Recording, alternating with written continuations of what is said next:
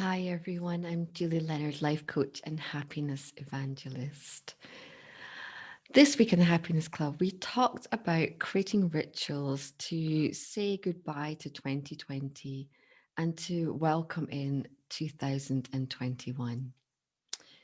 At the end of each year, I like to create some practice to look back and reflect on the year, to look at what I've achieved, what were the highlights of the year, and what I'm truly grateful for.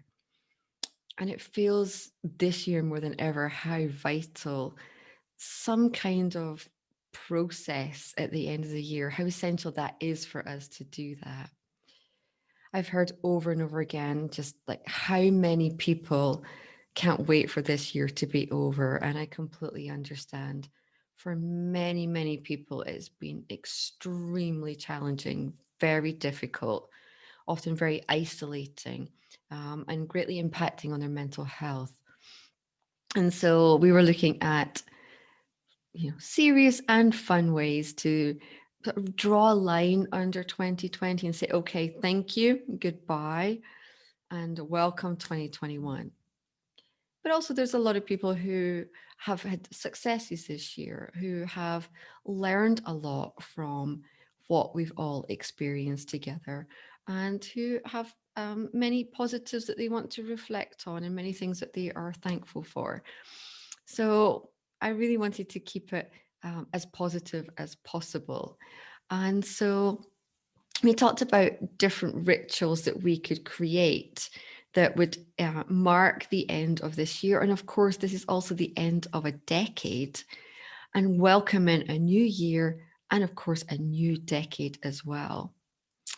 And so there was loads of great suggestions. There were things like, throwing away the leggings that I've lived in for the last 9 months. Um, Painting the four walls that I've been looking at nonstop day after day. Uh, some people talked about doing like a big declutter and getting rid of a lot of stuff. Some people did like a what you call like the spring clean, but doing that now in order to clean and be organized for the new year. Some people were just like, hey, I'm just going to open a bottle of champagne and celebrate the end of one year and welcome in a new year. There were loads of great ideas. It was really quite fantastic. For me, well, I would like to paint in my house. I feel like a change of scenery would be lovely. So that's something that I want to do to bring in the new year. Um, and I always spend time reflecting on the year that's been, the highs, the lows, the challenges, things that perhaps I didn't think maybe they worked out so well, or things where I thought they wouldn't go well, but actually turned out to be uh, something good in the end. Um, I feel very fortunate that um, although it was a challenging year, so many amazing things happened this year. And, I'm all about being intentional about our happiness. And of course, there's so much going on right now that feels really out of our control. And as I say to all my clients and to all of you, week in, week out, when you can't control things, look towards the things that you can control. And there are so many things within our control, and our happiness is within our control. I know there are external circumstances, and there's a lot going on, but we can choose how we respond to things and we can make things happen. And I used a lot of the time this year to make things happen, to work on myself, to work on my limiting beliefs, to push forwards and achieve things. And yeah, it's been a very mixed year, but an incredible year as well, personally and professionally. So I really like to set some time aside and like an hour with my journal and to sit down and to ask myself some reflective questions and to really practice gratitude, not just those, the daily ones, but really look back in the year overall and practice gratitude. Gratitude is one of the most researched methods that really affects our happiness. Something that's so simple, so easy to do, takes a couple of minutes out of your day, yet is proven day in, day out as a daily habit. really forms strong, positive neural pathways in our brains and helps us feel happier. When we focus on what we have, not what we don't have, we really feel happier.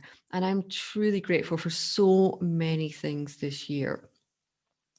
And thank you to you, all the people that I meet in my happiness club and through YouTube, and I meet over social media, all the people that bought my book and who send me all these incredible messages. I'm so truly grateful for all of that.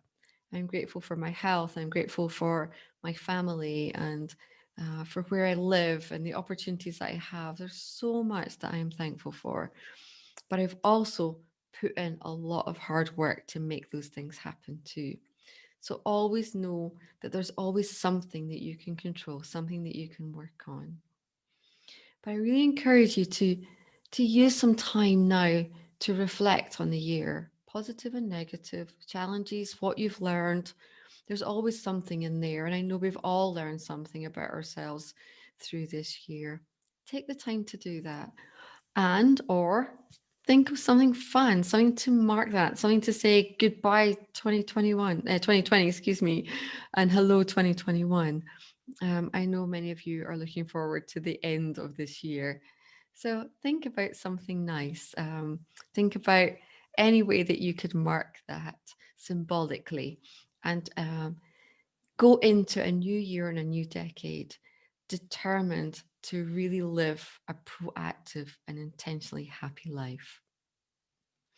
Bye, and I'll see you again. Take care. Bye bye.